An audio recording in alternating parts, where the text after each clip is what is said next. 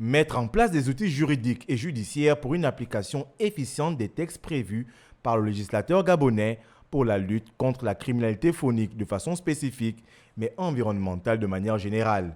C'est tout l'enjeu de cet atelier de renforcement de capacités techniques, juridiques et judiciaires auquel prenaient part les magistrats de plusieurs localités du Gabon. Aujourd'hui, les questions phoniques sont des questions d'ordre universel. Et le Gabon est l'un des pays qui, aujourd'hui, est à la pointe, n'est-ce pas, de la politique en matière de la conservation phonique et forestière. Le magistrat aussi est au cœur de la lutte contre la criminalité phonique qui intègre la criminalité transnationale organisée. Le braconnage et le trafic illicite de la faune, qui sont aujourd'hui des crimes transnationaux, posent de nombreux défis car ils nuisent au développement économique et social du pays et de la région avec un phénomène particulier, la corruption. L'atelier d'aujourd'hui a le mérite, n'est-ce pas, d'exposer, n'est-ce pas, ces défis, ces faiblesses, et puis de tirer les conséquences de ces faiblesses, les combler par la connaissance des pratiques techniques qui rendraient efficiente, n'est-ce pas, le travail du juge et du procureur. Au regard des participants, cet atelier a rempli ses objectifs à court et à long terme. Le magistrat a manifesté sa satisfaction et son intérêt de savoir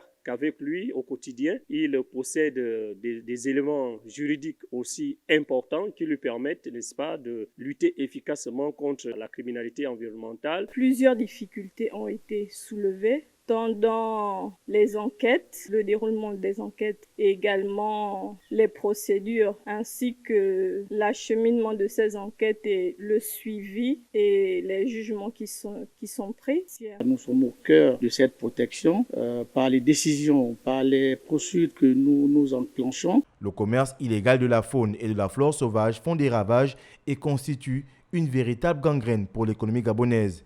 Des activités illicites qui contribuent à la disparition progressive des espèces et essences rares. Ce moment de partage a donc permis de dégager des propositions d'actions concertées pour la mobilisation des ressources afin de soutenir cette lutte.